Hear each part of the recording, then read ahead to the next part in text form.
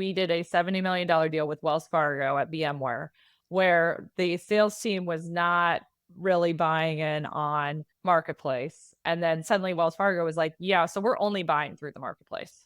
And so suddenly they were like, oh, okay, actually, we want to do marketplace. And so it was like, and then all of a sudden everybody wanted to do marketplace at VMware. We're like, oh, shocker.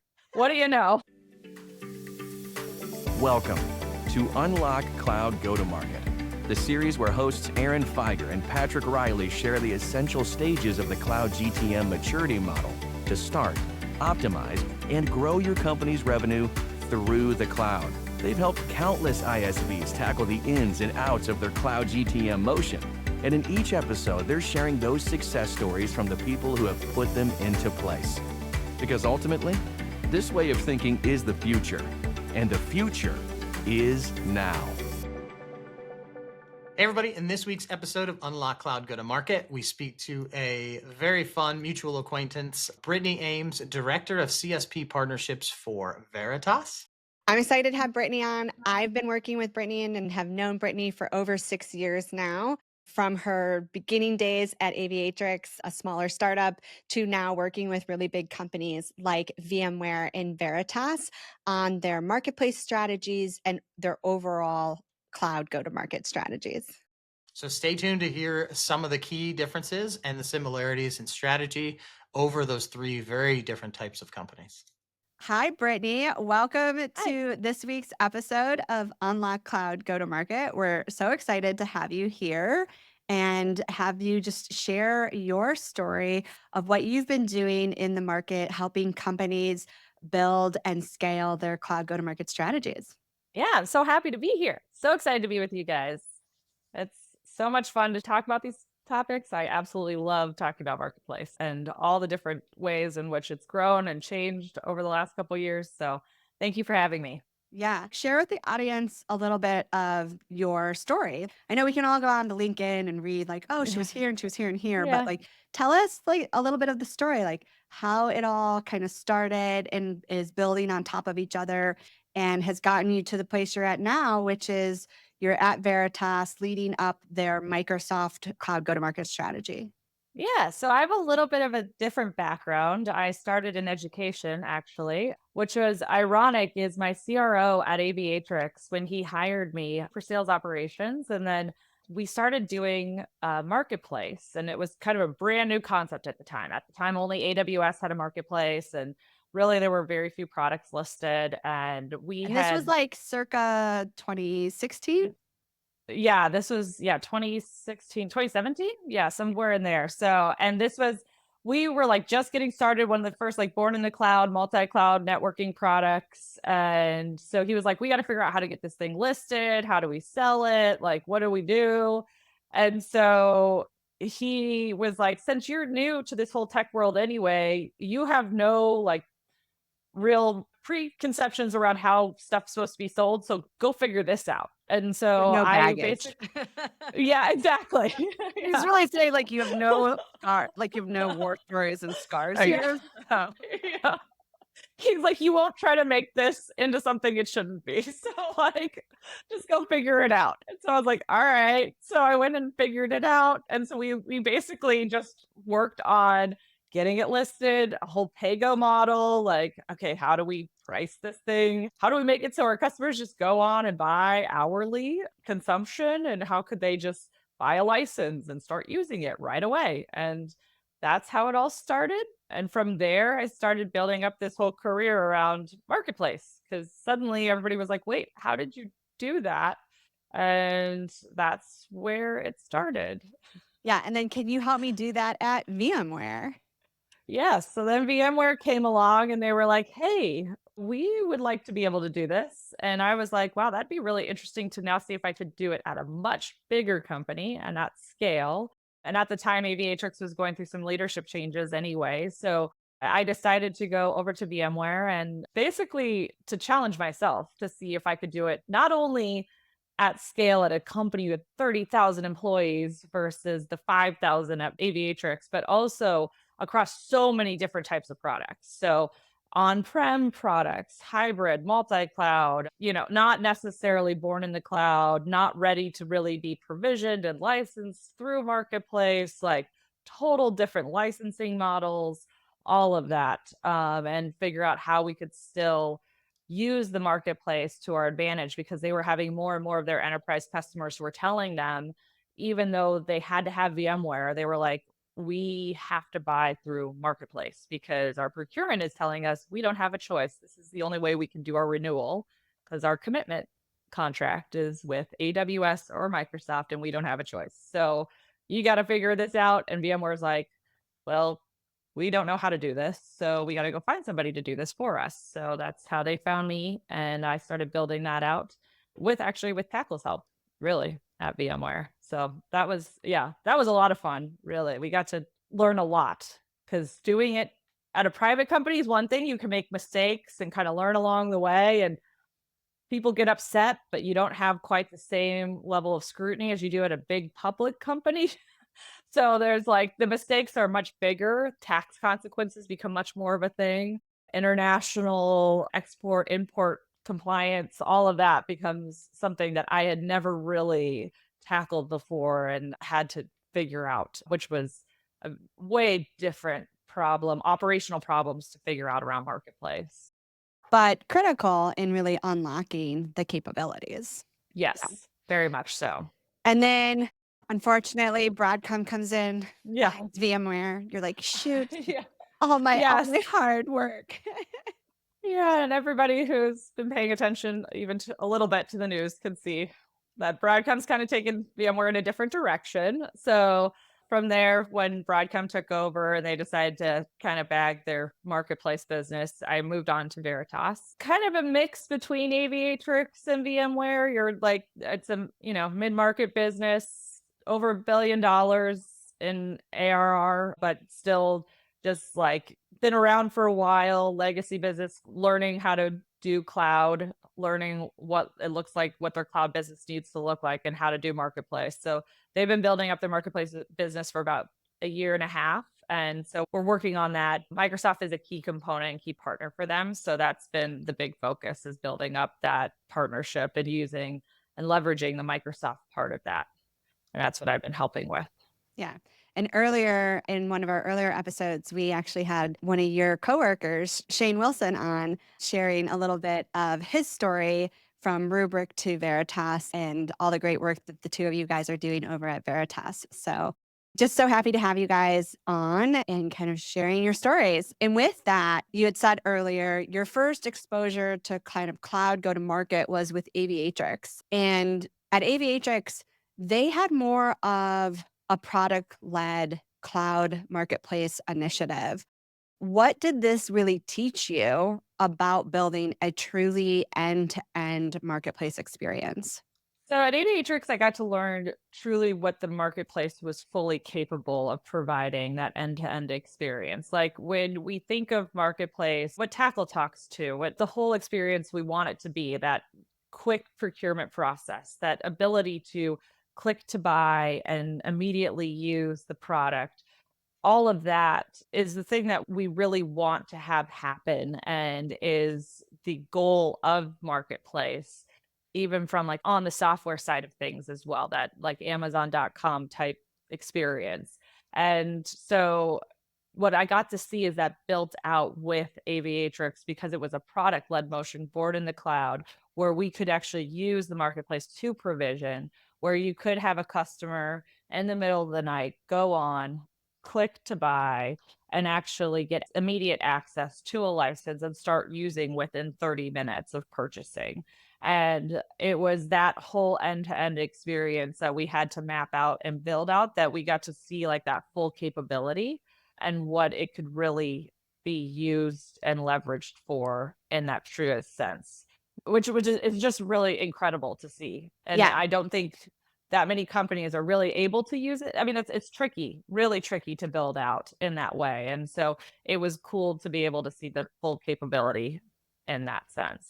Yeah, I mean, definitely. I feel like if you're a company just getting started today, you've got to have a product led, a marketplace first product strategy where like, yes, you're born in the cloud, but you're born in the marketplace, meaning I can be searched, purchased, licensed, provisioned, deployed, Yeah. start using, renew, like that entire buyer experience and even deployment experience is happening from the cloud marketplace. And now you saw that and you leave Aviatrix to go help VMware, knowing like that is not VMware. They're this Yeah. well-established, really big Yes. company with a portfolio of products. And that's more of a transform. And in this Uh-huh. transform environment that you're in, what were some of the first things though that you knew you needed to go do to start to unlock going to market in the marketplace for VMware? So honestly, the first thing you had to do was basically take a look with their existing quote to cash and provisioning a licensing model was for each product. Like each product within VMware has its own end-to-end process. And you basically have to look at that and then see how can you fit the marketplace into that. And as much as you would like to do the opposite and make it all fit within marketplace because that's the goal, you've seen it work really well. And Patrick knows this. Like I would love to be like I remember going into VMware, like, all, like, bright-eyed and, like, very naive and just being like, "Well, I've seen it work so great, guys. Like, you go on and you buy, and it works so wonderfully." And then you go into a company like VMware, and you're like, "Oh, there's no way I can just make this huge Titanic just completely change everything and all their systems." Like, you have 7,000 people running Salesforce. So, like, there's no way we're going to make all these field changes overnight that are required to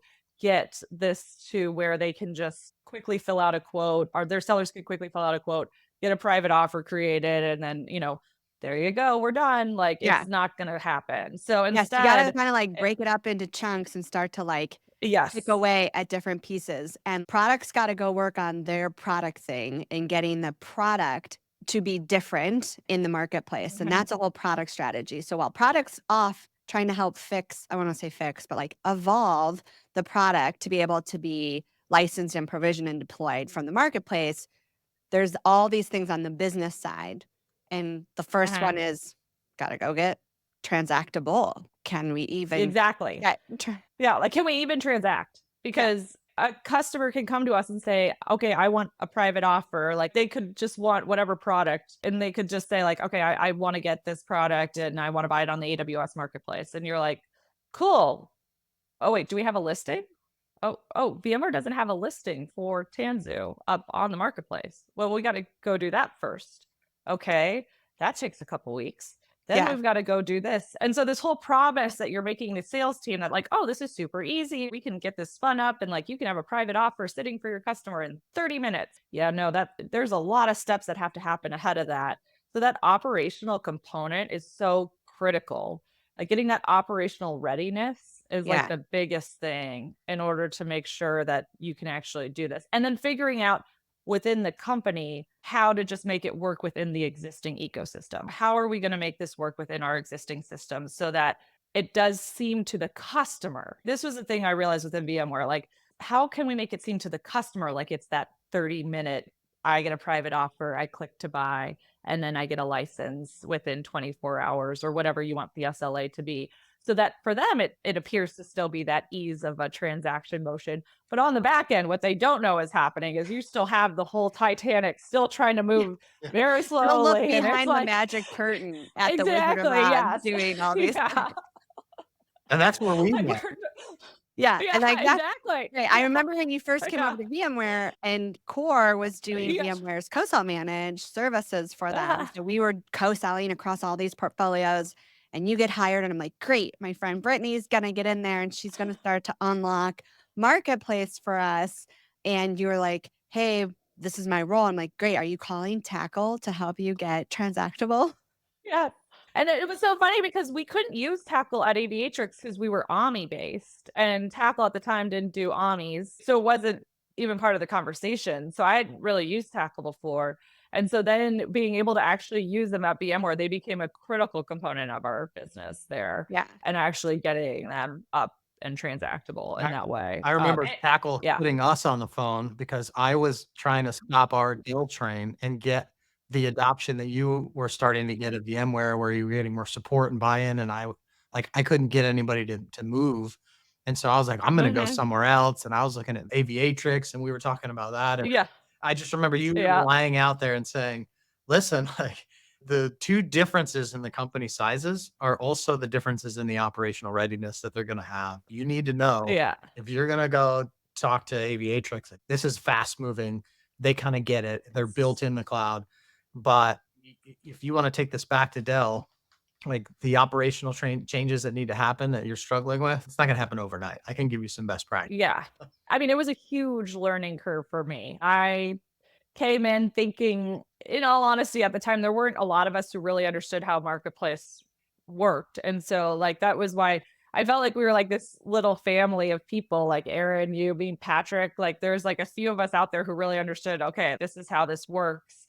Yeah. And how do we do this? And Shane was one of those too. And so it was like you talk to each other and just try to help each other out. But really, we were all struggling with our own little things with the actual company we were at, where it's like each of them have their different problems and issues because of what they have going on. And that was the big thing. You have to just like figure out, okay, what are the company specific issues versus marketplace specific operational issues that we can really fix and make it Yeah. like a customer specific motion that's going to work. I feel like when we talk to our sales teams, we're a little like the story has changed a little bit because I remember coming in and trying to tell my sellers just like, okay, this is all about like just how easy it is and all of that. And now I've changed it where I'm like, okay, may not be the easiest for you, but it's going to be the easiest for your customer.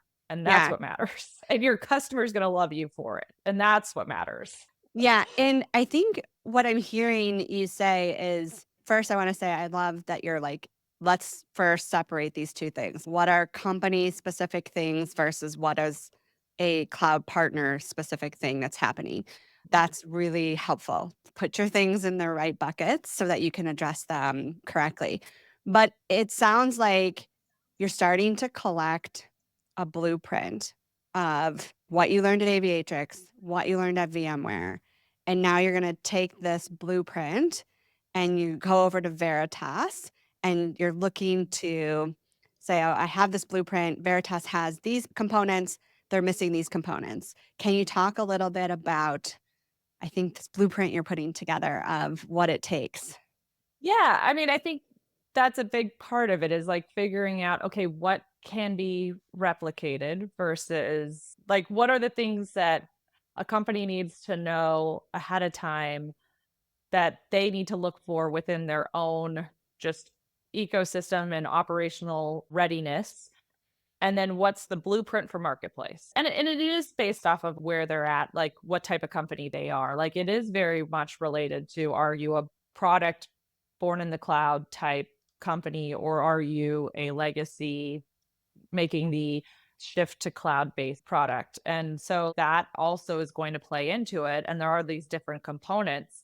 And so it's kind of learning to separate out those things and figuring out, okay, what are the priorities as a result of that? What are the things that we need to focus on so that we can make sure that you are really focusing on the right things and having the right resources in place to get started so that you can make this successful from the get-go. So, like when I talk to other ISVs about this, you have to be careful because you can easily just throw a lot of resources at this, or not enough resources, or not the right resources. And that's where it's instead like figuring out the blueprint is not so much just like, let's get marketplace transactable so that our customers can click to buy and have a pay-go option and there we go. That might not be the right motion. Pay-go might not be the right motion for your company. It might be that like at Veritas and VMware, we were 99% private offer. And that is a better option because we're selling to enterprise companies who aren't going to go buy on a public marketplace. They need custom terms. They need custom pricing. And so it doesn't make sense for us to waste the time to go set up a public offer with public pricing. Instead, we should set up that private offer motion. So it's more like figuring out, okay, who are your customer, who are you selling to, and then how does the marketplace play into that transaction with those customers? That's the blueprint, like figuring out that part. And then also your sellers, how does your current sales cycle work? How does this fit into your current sales cycle? You should work to leverage sooner in the sales cycle, but that always takes time to get your sellers on board. How are your sellers with learning new routes to market, that sort of thing? Where's the maturity in the sales team as well? And how are they going to be with learning it? You've gone through this twice now, right? And you've talked a little bit about how that looks different. And those of us that have been through this also definitely understand the difference in the types of organizations as well. But that also means you have to have a different strategy when you're looking at aligning now your new team to get on board Mhm. with this motion and integrate some of these strategies. Can you tell everybody listening, now that you're at Veritas, how did this approach compare to your experience with VMware in terms of actually integrating these marketplace strategies? Like, what are some of the similarities or maybe the key differences in that approach? So some of the similarities is working through the sellers, like how to figure out like where your sellers are at. In both situations, we're dealing with sellers who have been at the companies for a long time, are used to they have a sales motion they've been using for a very long time. They're very used to a lot of renewals. And so in that regard, getting them to understand like how the renewals can play in here, like why renewals are important with marketplace, it becomes much more of a customer-led motion, and so in that way, getting them to understand the propensity to buy information, how their customers are going to actually push this, how they need to understand why this matters, like why their customers are going to want this, what the decrementing of the Mac means, what does burning down of EDP means, like what are all these terms that they're gonna start hearing, whether or not they like it. Also, to make sure they're talking to the right people. So that's part of it. And then on the operational side of it, it's also going in and figuring out where in the sales cycle and the transaction cycle does marketplace fit. Is it something that we're going to have towards the end that we're just going to introduce as just a transaction mechanism for that right now? Or is it something we can start building in as part of the introduction to the product, and like as we build new products and stuff like that, that we can actually start building them to go onto the marketplace. We can start including them like a listing for them and stuff like that, and start doing those types of things. And then also just like from a quote to cash, like how do we make this fit in that quote to cash model? Like how do we look at our existing quote to cash and provisioning system? How do we make marketplace fit within that? Like what do we do? Is it just that we plug it in at once a quote is created, there's just a checkbox for marketplace, and then that gets sent to an alias, and then they create the private offer that gets sent to the customer. And how does that fit in? How do we actually build in that operational model so that it's again looks easy for the customer and that it becomes that streamlined process on the back end for them?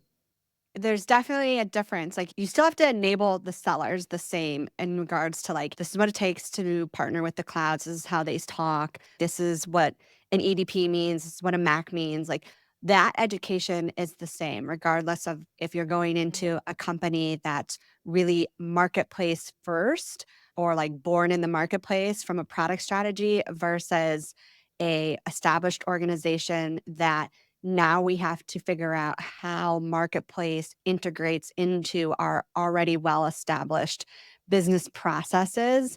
Then I have to teach you at what point do we start to interject the cloud partnership to try and help you get more leverage inside that account or tap into that cloud budget that that customer has versus in that product led marketplace first company. It's just, this is the way we do business, right? So it is a little bit different in that sales enablement. And then how you operationalize that inside your CRM system had to be a little different in both of those experiences. Yes. And I was just thinking, as you were saying, I didn't really get into the differences. I mean, one of the big differences, VMware used Salesforce. We're using Oracle Sales Cloud at Veritas, which is a whole new experience. And it And doesn't so stop you in from that still way, partnering with Tackle.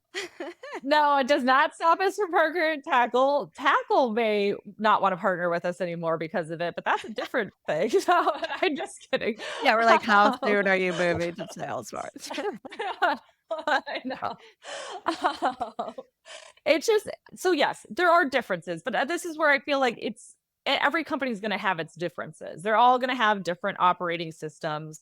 They're going to have different quoting systems. I feel like we can pretty confidently say most CRMs are fairly similar. Most people are using Salesforce, but there are going to be different systems, different provisioning systems, different licensing systems, all of that. So, okay, you have those differences. I think what you're trying to get at more is like, what are like the big differences from more of a higher level business standpoint? And I think that's where it comes down to the blueprint of like, what are the differences in your current business and the gaps that exist within that, around that licensing part, the provisioning part? Like, is there an issue with getting licenses out in a timely manner? Is there something that you can, like this, in all honesty, and I'm sorry, I'm a little bit all over the place on this, but it's just like helping me recall things that happened that Yeah. like it helped me actually like going through this process, helped me identify things within VMware where we figured out a licensing problem for one of their products because there was a delay of 2 weeks to get licenses out to customers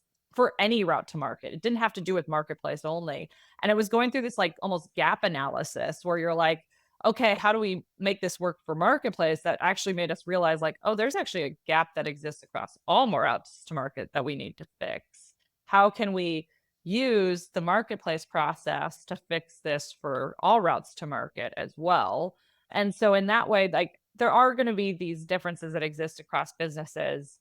And I would say for the most part, for me, like implementing this, it's just been going through that process, that gap analysis process for each business and identifying what those are, because every business is going to be different and how they're set up and what they have. And there's going to always be like things that you can bring over, and there's going to be things that you're going to have to figure out, like, what it needs to look like. And I think that's the big thing, is that's what Aviatrix taught me. Like, this is what the ideal end result looks like, but how do we get there with what we have?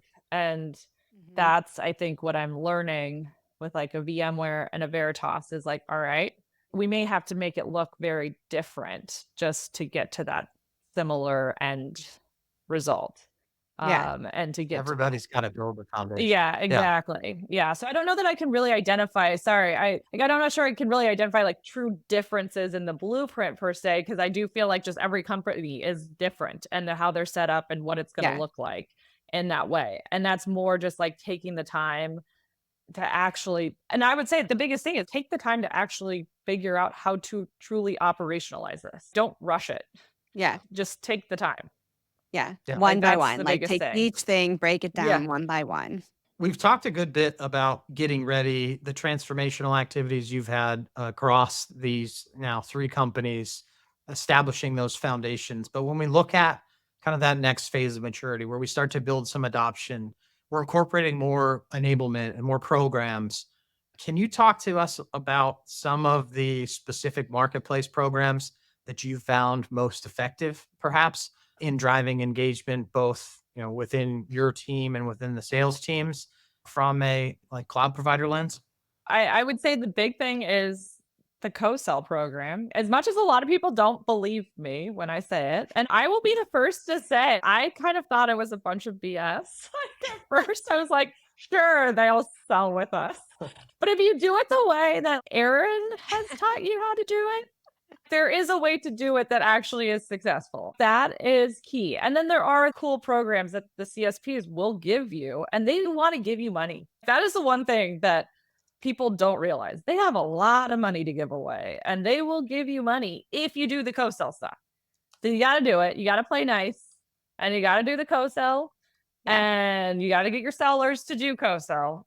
And then they will do things like, we've been using AMP, so the Azure Migrate and Modernization, to get. That's an in this amazing last program. it is. I'm really hoping they fix the process. You want to talk about an operational process that is broken? It's that one. So I've heard that they're If you're changing listening, it, and Microsoft. I know, fingers crossed. They're supposed to change it because it is painful, but it is, when it worked, like it's just, it is right now too dependent on the customer doing too much. But if you get your customer to do it and everything, it's awesome. We had 4 deals that were helped close by end of quarter because of that money. And that is money that actually like then we use towards services for the customer. So like we basically are like, we'll give you a white glove service onboarding and like, help move. A lot of our customers are moving from on-prem to the cloud. So we'll help with that and everything. And you get $50,000 for free from Microsoft for doing that. So Yeah. it's great. It's awesome. And it's real. I There is mean, it's real, it's and it's real. tangible, It's and real it's money. helping There is actual accelerate money. deployment. Yeah. Yeah. So that's Yeah. one of the things. Internally, getting your product teams to engage with the CSPs. I've used the Azure Innovate as well. We actually have quite a bit of money that we've gotten from that too. So there's just a lot of money out there. And so those things I would say, and I know that's not directly tied to marketplace, but I just in general, like engaging with the CSPs with AWS, we use the AWS Call Days, both at Aviatrix and at VMware. Those were incredibly helpful and successful and actually got our sellers to engage more with the AWS sellers. My most successful sales rep at Aviatrix, and this is at a startup where like AWS could care less about us, right? Like this is not a VMware, not a big company.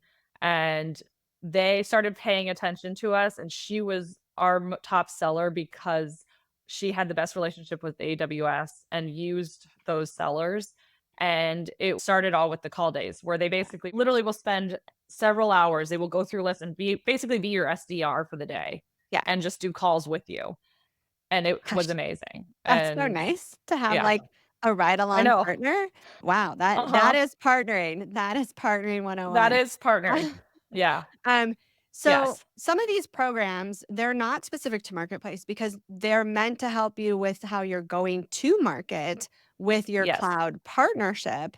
And that happens to go through the marketplace. There's some additional incentives that they have for that as well. But they have a lot of great partner programs to help you really bring your product to market and put fuel on that fire for you. So that's so great. Thanks for sharing some of those other programs to help you Mhm. kind of build out activating your cloud go-to-market Yeah. strategy. And co-sell, it's so funny. Co-sell's like, it's a verb, it's a noun, it's a program, it's a what I is know. it, right? It's like, it's all these things. And co-sell is so multifaceted and multi-beneficial.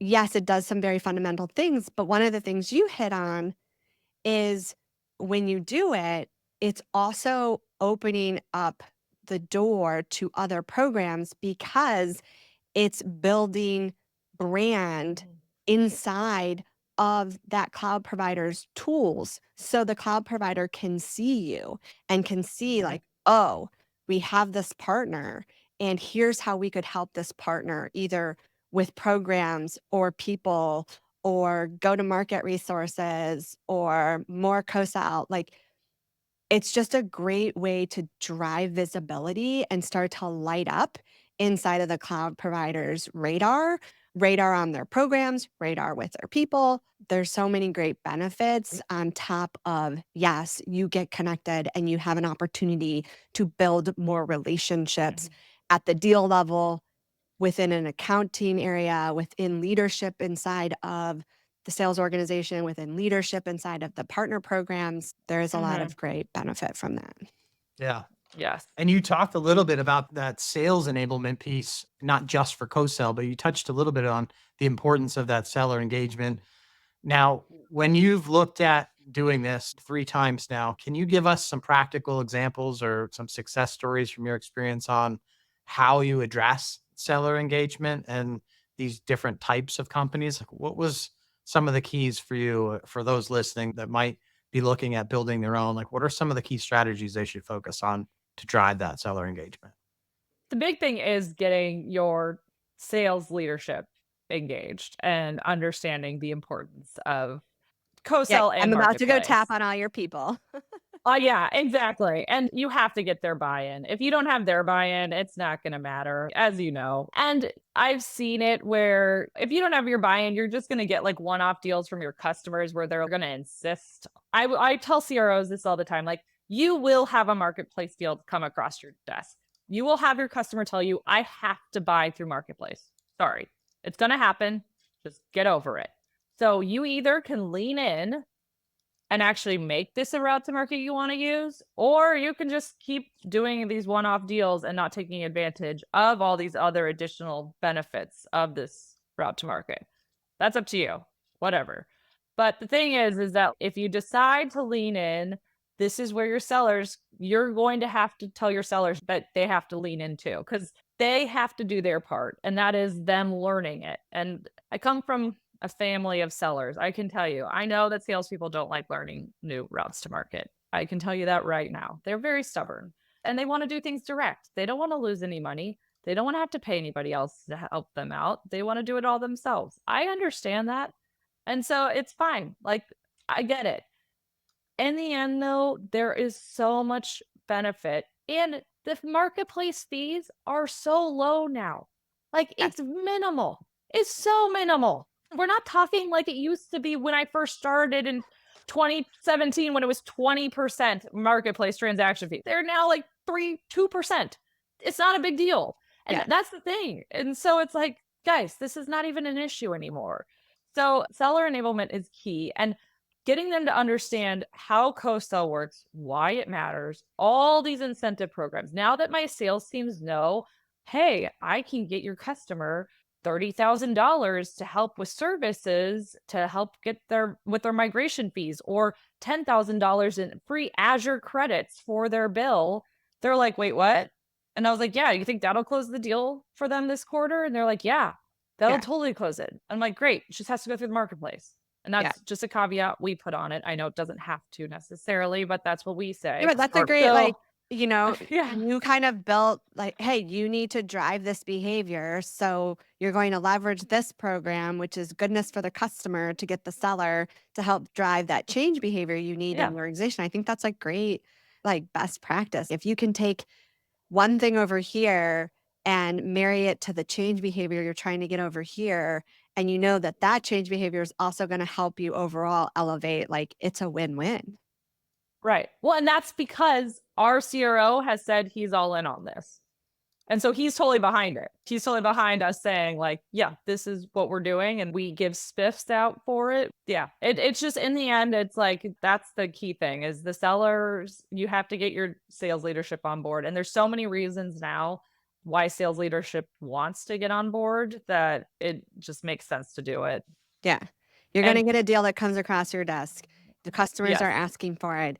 And look, because of our partnership, because of all the things we do and our partnership with the cloud, we have access to these programs that can help give your customers funding to implement our product, to do these things, right? So now we're coming to the table and we actually have something to give our customers. In addition to a great product, we have all this other support to give them. And we wouldn't have that if we didn't have the strong partnership. And we wouldn't have the strong partnership if you don't get your product in the marketplace, if you don't co-sell, if you don't align to the partner's priorities. Right.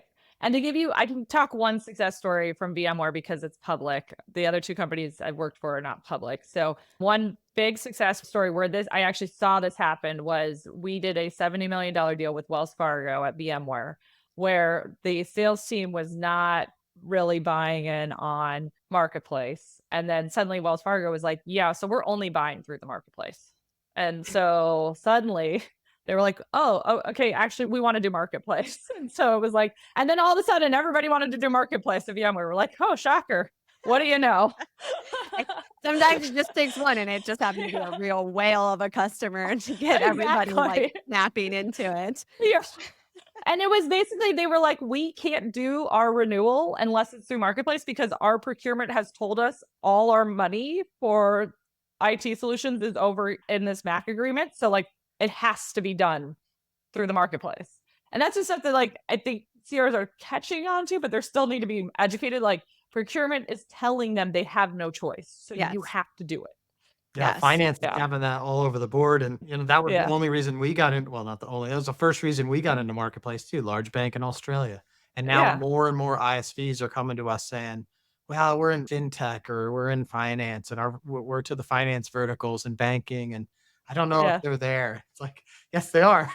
They are there. Trust me, they're there. Yeah. Everyone's there. All right, we've got one more question to ask before we wrap up our time with you today. And that is, you've got your blueprint that you're working on. What is one key component that you can share with everyone that you consider like essential that you've now seen and you've done it again at Veritas where you're like, yep, this is definitely a tried and true principle in my blueprint for success? I would say it's taking the time to actually build out the operational model. Take the time to build out that transactional model all the way through, end And to did you have end. help? Like, you did that by yourself? Like, who do you got to get to help No, you do that? you gotta get everybody to help you. So you've gotta get oh, yeah, you need everybody bought in on that. So yeah, you've got to get billing involved. You have to get quoting, deal desk. You need to get provisioning, licensing. Like everybody has to understand how it's going to work. Finance needs to understand like the fees, what's going to come in, when it's going to come in, because that's a big part of it too. That yes, you get paid on all these transactions, but they're not going to come in for, net 30, net 45 days, depending on your terms, things like that, that they just need to understand so that they internally, you have buy-in across the board with the back office. So they want to continue doing it as well. And how have you tapped on Tackle to help you in this? This is one of our sweet spots in like operationalizing all of this. Like, how have you tapped on Tackle in your journey? Oh, so many different ways. I would say so specifically, like I said, Aviatrix, we didn't use Tackle, but what helped me was Aviatrix, I had to do it all by myself. But then when I moved to VMware and now Veritas, we got to use Tackle to help speed it up. So basically, when I was doing it at Aviatrix, I had to do it all myself. And it was luckily a startup. So there's fewer people to work with and stuff, Yeah. but it still took us a long time. And I had an engineering support. It required a lot more expensive internal supports and resources to Yeah. do it. Tackle alleviated that and allowed me to speed it up and get done what I was trying to do a lot faster. So it probably cut the time to a third as far as getting listings up. They would help. I mean, honestly, at VMware, they helped me actually map out what that transaction end-to-end process was. They sat on calls with me with all the different groups and we would walk through that process flow and they would help map it Yeah, all like an out and extra make subject sure. matter expert on the call with you. And Exactly. it's Yes. even in my core days before joining forces with Tackle, we would say like, this is what it takes, right? You definitely can do this on your own, for sure. But if we do it together, we're going to go so much faster together. And that was really one of our pitches, and still our pitch at Tackle is like, yes, you could do these things. You could absolutely do them, but we will go faster together. And your experience is proving out that philosophy of like, Yes, very yes, much. I was so glad when I got to use Tackle because we talked to Tackle a lot when I was at Aviatrix, but it was kept just coming up. We were like, we yeah, can't use you because of the AMI thing. So yeah, yeah, yes. yeah, Brittany, if we could go back in time and yeah. knowing all that you know now, and you could sit down with me or anybody today who's listening to this that's looking for a way to get started on this journey, trying to plan out that long-term strategy, what would be some key takeaways for you or some key reflections that you'd provide them from, all the hard work and manual effort that you had to do at Aviatrix to the lift and the organizational support at VMware to now the hybrid approach, the buy-ins with Veritas? Like, what would be some of those key takeaways that you'd want to pass along? Besides befriending you two and just like calling you up. It's always good to have a Um, dial a friend. Dial a friend. I yeah, hate dial a friend. exactly. Phone a friend. No, I mean, I think I would one, like I said, ask for the resources up front. First of all, talk to your CRO. Get the buy-in from leadership ahead of time. Say, if we're going to do this, you need to understand it will take some resources, but there are tools out there that we can use, like Tackle, that if I can get the money and support ahead of time to use them, then we can do this. Otherwise, you're going to have to provide me with an engineering support internally. I'm going to need sales ops analysts or somebody to help write private offers. Like there's just so get that in writing up front. Otherwise, you are going to be miserable. And so that's what I would say is make sure you have support from leadership to make this a true route to market. Because anybody can get a listing live, but you're not really going to be able to make this anything worthwhile. Right. And Until you can it, integrate it into the yeah. way your company does Hmm. business. Yes. Yeah. Such great advice. I think Yeah. so many times we just want to like, oh, just get in there and start doing. And it's like, wait a Yeah. minute. Let's make sure we have proper buy-in and support. We understand how this fits into the way that we're trying to go to market so that we can then incorporate cloud go to market as one of our routes to market inside of our overall strategy. And when you can do that, then it's so much easier to get that buy-in and support because it's not this add-on motion that you're trying to do over here that's separate Yeah. from what the rest of the business is trying to do. It's like that becomes a distraction versus how can you integrate and make it an accelerator? Yeah, and not only is it just a distraction, but it one is a time suck that will because like just writing one-off private offers and stuff, it's a massive time suck, and you will be stuck in a loop that is painful, and it'll never work properly. And your customers will be mad at you, and your sellers will be mad at you all the time. Yeah. So, That does, yeah, don't sign me up for that. No, no, I'm it's out. not fun.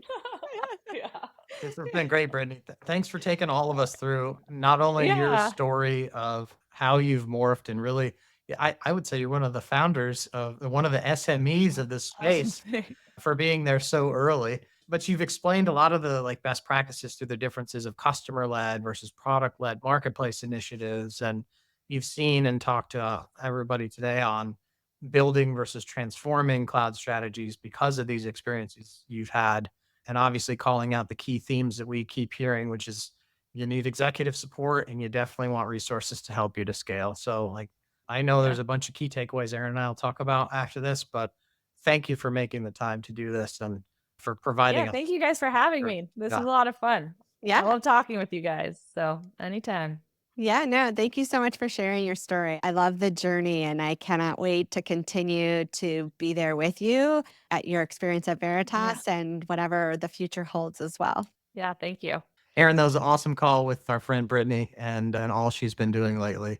I think with all the experience you have in working with her over the years, seeing everything she's done at VMware, I was actually leaning on her at Aviatrix for advice early in my cloud go-to-market career.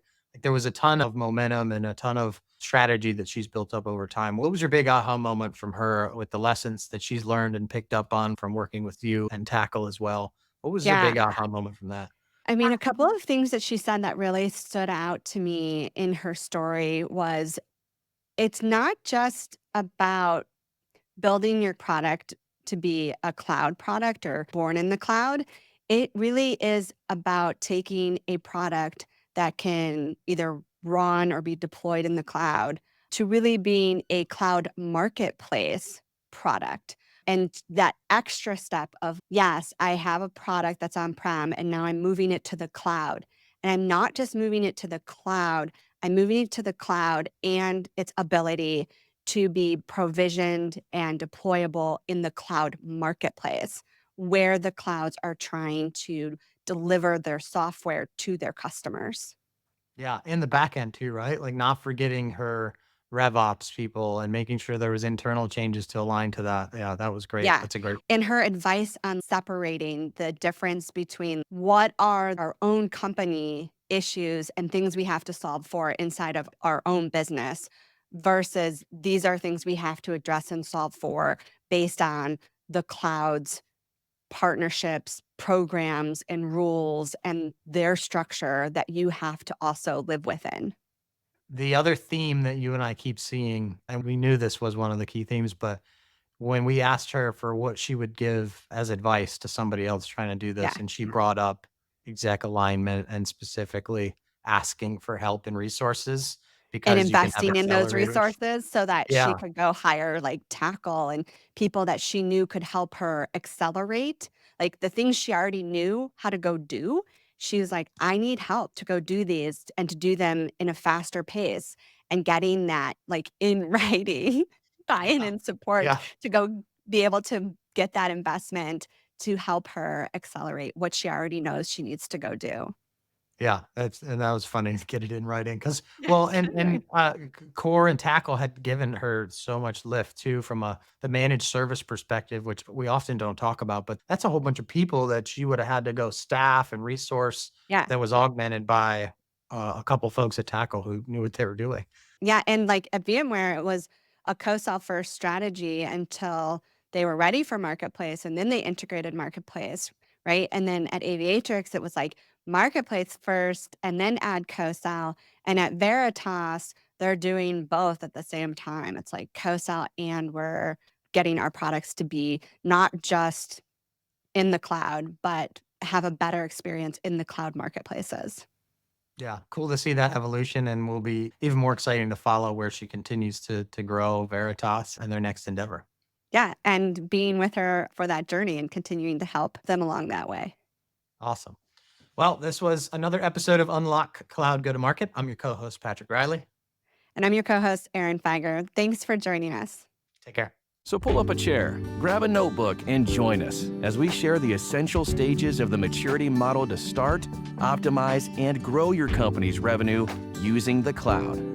For more resources on executing your cloud go-to-market strategy, you can visit our website at tackle.io.